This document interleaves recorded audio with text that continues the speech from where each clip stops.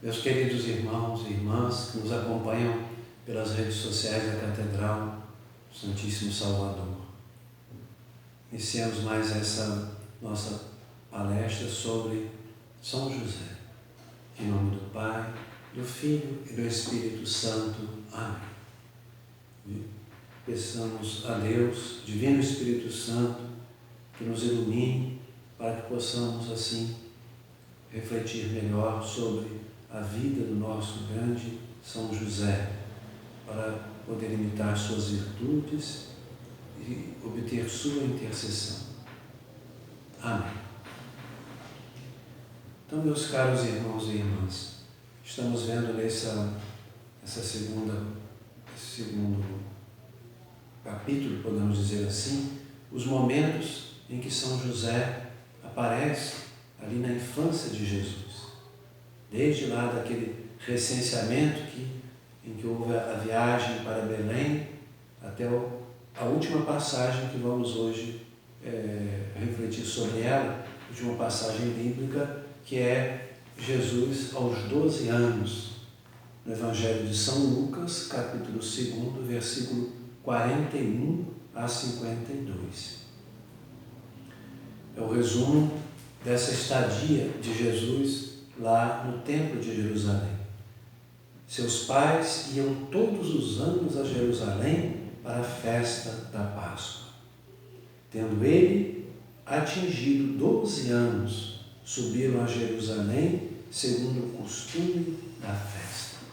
Que bonito, né? Todos os anos eles iam de Nazaré até Jerusalém, cumprir o preceito, adorar a Deus, louvar a Deus.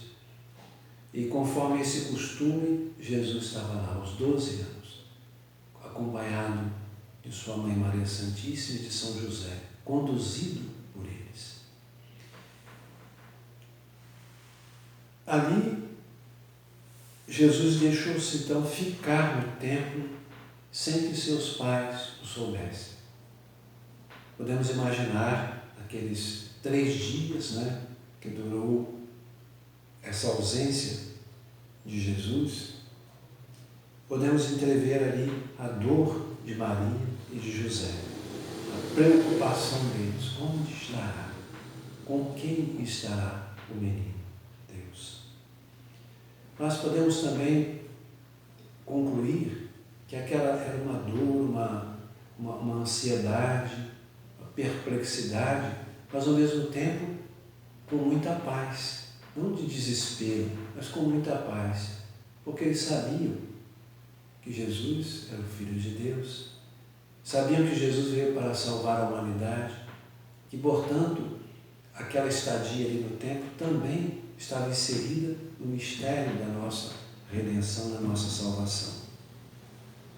Portanto, ansiedade sim, sofrimento sim, mas sem perder a paz interior.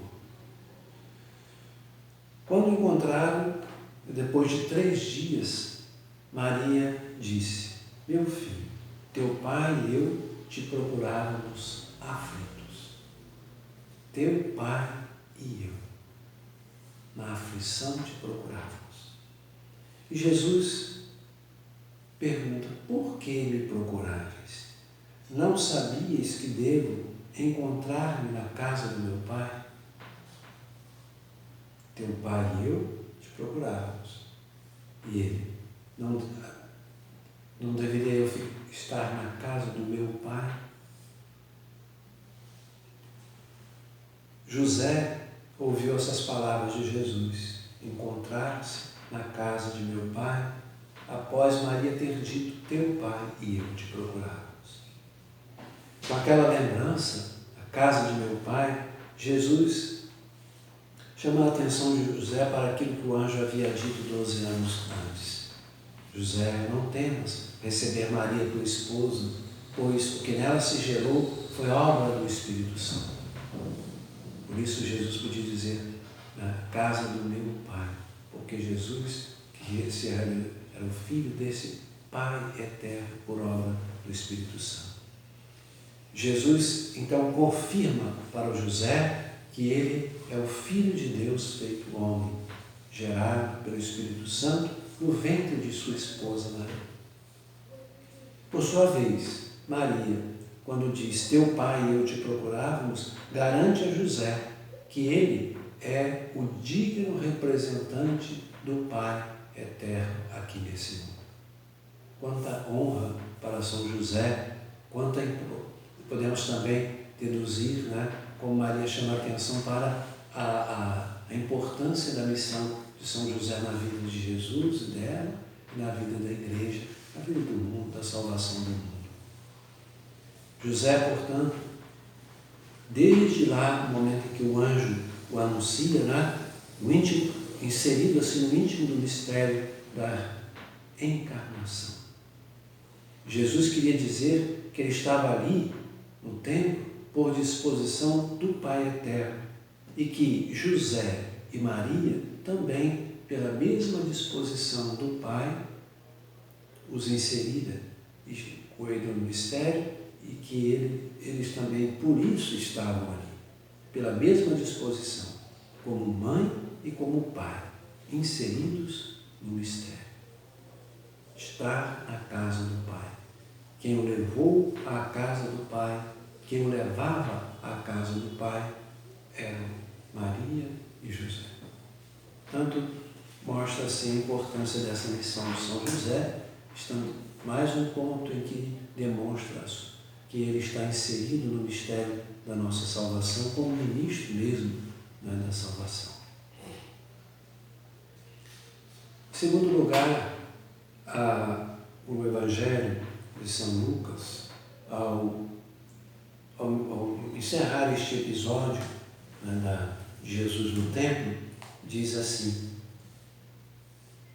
em seguida desceu com eles a Nazaré e era-lhe submisso.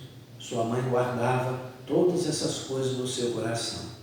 E Jesus crescia em estatura, sabedoria e graça diante de Deus e dos homens. Jesus crescia em sabedoria, estatura e graça. Com essas palavras, a Bíblia resume então a vida de Jesus, não é? Essa infância, essa juventude de Jesus, crescimento na estatura, jovem, depois sabedoria também, conhecimento, a sua parte humana, não é? Jesus crescia em sabedoria e graça. Com essas palavras, então, nós encontramos ali como Jesus viveu nessa sua juventude, a chamada vida oculta de Nosso Senhor, que vai até o momento da sua vida pública, não é? Ora, esse crescimento, né, de Jesus se deu onde? Na família de Nazaré. Eles desceram para Nazaré. Então esse crescimento se deu ali no âmbito de uma família. E ali nessa família, quem providenciava o alimento, a moradia, a vestimenta, a instrução na própria lei, o ofício de carpinteiro, Maria e José. José cooperou diretamente, então, para a formação da própria natureza humana do Verbo feito carne. Por isso a liturgia aplica essa bela expressão aí. Veneramos a memória da gloriosa Virgem Maria e também a de São José, porque foi quem sustentou aquele que os fiéis deviam comer como pão da vida eterna. Olha que expressão bonita, né? Jesus é o pão da vida eterna. Quem comer deste pão viverá eternamente. Eu sou o pão da vida. Ora, quem formou esse pão da vida foi São José, a Nossa Senhora, né? Sustentou aquele que nós recebemos pela fé, pela Eucaristia, recebemos como pão da vida eterna. Jesus crescia em estatura. era uma criança, depois vai se tornando um jovem, forte, né? Crescia assim, sob a guarda de São José. Podemos até dizer, né? Se Jesus, na sua infância, como um bebê, se alimentava do leite materno de Maria, né? Podemos também dizer que, agora já crescido, Jesus se alimentava do pão, do alimento, cujo principal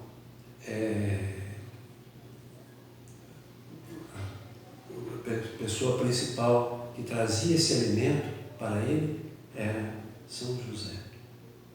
Desenvolveu com o fruto do trabalho, do suor de São José. Cresceu, não é, com o alimento que São José, pelo seu trabalho, conquistava para o Filho de Deus. Portanto, podemos dizer que esse crescimento físico de Jesus se deu pela intervenção direta de São José. Em segundo lugar, ele crescia também em sabedoria. Que sabedoria é essa? Dos conhecimentos práticos, né? De uma criança, de um jovem, né? Normalmente um pai transmite para o seu filho. Portanto, quanta coisa São José passou para Jesus. Jesus aprendeu dele esses conhecimentos práticos, a sua parte humana. Inclusive o ofício de carpinteiro. Literalmente, José e Maria educaram Jesus, formaram Jesus, tanto fisicamente como também como pessoa humana, né? Ele crescia em sabedoria. De sua parte, Jesus era-lhes submisso, né? O Evangelho diz, em seguida desceu com eles a Nazaré e lhes era submisso, correspondendo, portanto, a todos aqueles ensinamentos que Maria e José lhe passavam. E eram-lhes obedientes. Ora, meus caros amigos e amigas, Jesus, se ele veio ao mundo para restaurar o matrimônio, não é? Como ele diz, né? Deixará o homem seu pai, sua mãe, se unirá a sua esposa, não é? E aquela passagem que ele diz, né? Quando perguntam a ele se é lícito dar o divórcio, ele diz, no princípio não foi assim. Jesus restaura aquela dignidade do princípio do matrimônio. Então, se Jesus veio restaurar essa dignidade do matrimônio, ele veio restaurar a vida matrimonial, a vida familiar num todo. Num todo. Que podemos ver como consequência daqueles divórcios lá no Antigo Testamento, quantas intrigas, brigas, desavenças e até guerras, né? No meio da própria família, filhos, etc., com irmãos, quanta coisa dolorosa aconteceu, como a Bíblia nos relata. Então, se Jesus veio restaurar essa dignidade do matrimônio, ele veio não só mais tarde com a sua palavra, mas ele veio ali viver as virtudes do lar. Com essa vivência, né, ali no lar, na família, com essa sua atitude, ele quis assim então restaurar, né, as virtudes familiares, as virtudes do lar. Vivendo essa realidade com quem? Com José e com Maria. O silêncio, portanto, desse grande período na vida de Jesus, dos 12 até os 30 anos, não é? Esse longo período não é infrutífero, não deve ser deixado de lado, mas nós podemos entrever esse longo espaço, sobretudo uma grande restauração da vida familiar, mostrar assim como é importante a vida familiar e as virtudes familiares.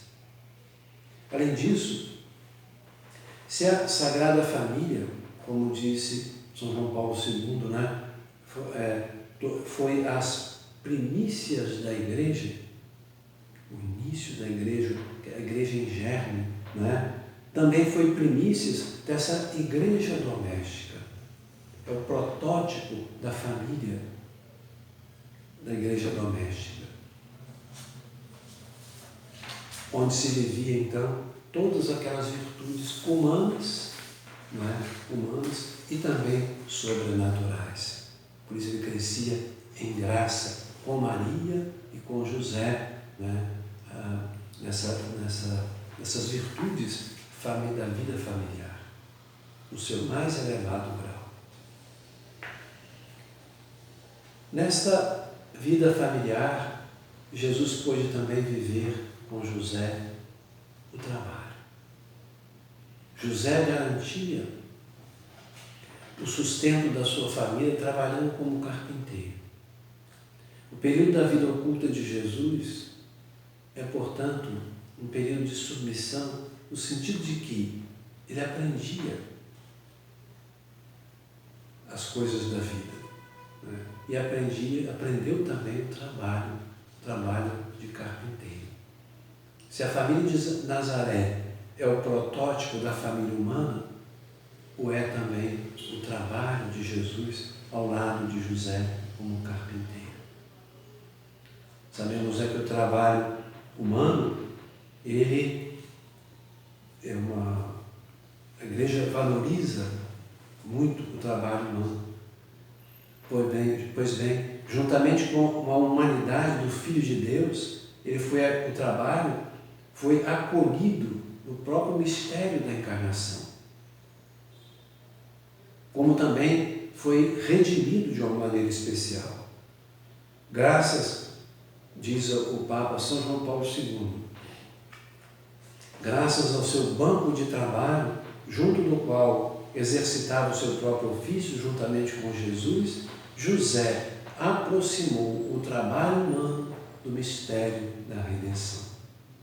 Então é algo nobre, é virtude do trabalho. O crescimento humano de Jesus teve parte notável, portanto, à virtude da laboriosidade, contrário da preguiça, né? Laboriosidade. O trabalho é um bem para o ser humano. Assim, o trabalho humano aproxima a pessoa do próprio Criador e Redentor, porque o trabalho também entrou no mistério da redenção exatamente com José, como ministro. Trata-se de um capítulo da santificação da vida cotidiana, a vida de trabalho. Podemos também concluir que esse trabalho, o fato de ser um trabalho humilde, um trabalho de carpinteiro, mostra como não é preciso grandes coisas para agradar a Deus, né? Ali na simplicidade daquele trabalho, Jesus, Maria, José, né, agradavam a Deus, louvavam a Deus, né, com a sua vida.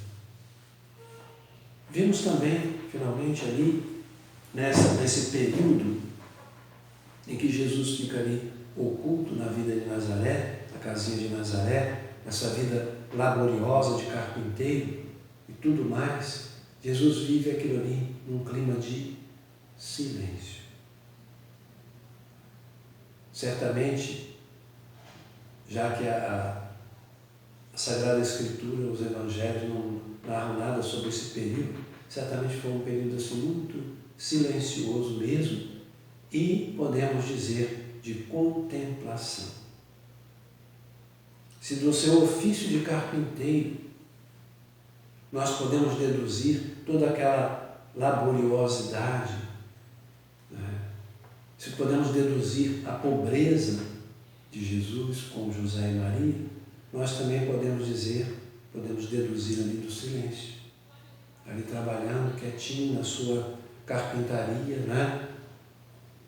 Uma vida silenciosa, tranquila.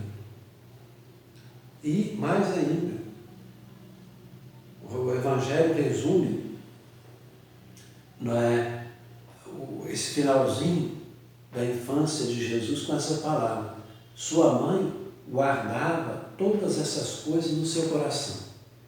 Ora, se Maria guardava tudo isso no seu coração, meditava tudo isso no seu coração, podemos concluir, né, com muita certeza de que o mesmo fazia José.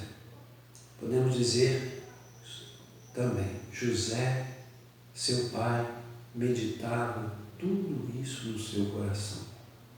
E faz supor então um clima de quê? De contemplação das coisas de Deus.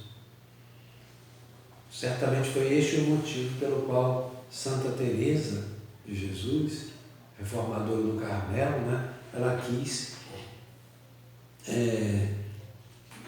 promover o culto a São José. Os maiores promotoras do culto de São José, a devoção de São José, Santa Teresa, seu primeiro Carmelo, né, dedicado a São José. Graças a Deus, o nosso Carmelo aqui de Campos também, né, dedicado a São José, onde as irmãs, nossas queridas irmãs aqui de Campos, do Carmelo, São José, promovem tanto a devoção ao nosso querido São José. O silêncio do São José parece revelar a importância da contemplação, né? São José viveu as duas vocações, os dois carismas de Marta e Maria, uma vida de muito trabalho, uma vida de muita contemplação. Nisso ele é para nós o exemplo, né? A gente trabalha, a gente se dedica.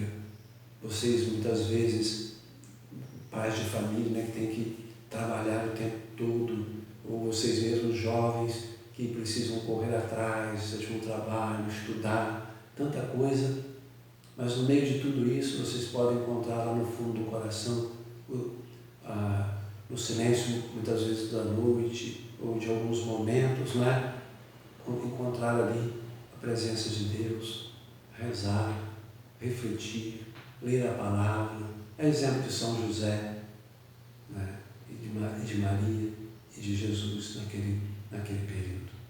Então, que São José nos ensine também essas virtudes, as virtudes do lar, né, sobretudo a oração e o trabalho. Que Deus, então, nos dê a graça de crescer no amor a Ele, a Jesus, a Maria e a José. Hoje estou aqui com vocês nesse dia em que celebramos com muita alegria Nossa Senhora Mãe da Igreja, o dia seguinte ao dia de Pentecostes. Papa Francisco determinou que essa segunda-feira após o Pentecostes seja celebrado Nossa Senhora Mãe da Igreja, como foi proclamada Nossa Senhora Mãe da Igreja solenemente pelo Concílio Vaticano II, embora seja uma invocação antiquíssima na Igreja, uma conscientização antiquíssima na Igreja de que Maria é a Mãe do povo de Deus, a Mãe da Igreja. E se podemos chamar Maria Mãe da Igreja, em certa proporção, também podemos dizer, né, São José, de São José, Pai da Igreja. Pai da Igreja. Aquele que faz as vezes do Pai eterno aqui nesse mundo, também para o corpo místico de nosso Senhor Jesus Cristo, a Igreja. Somos todos nós, comunidade cristã. O Senhor esteja convosco, Ele está no meio de nós. E abençoe-vos o Deus Todo-Poderoso, Pai, Filho e Espírito Santo. Amém.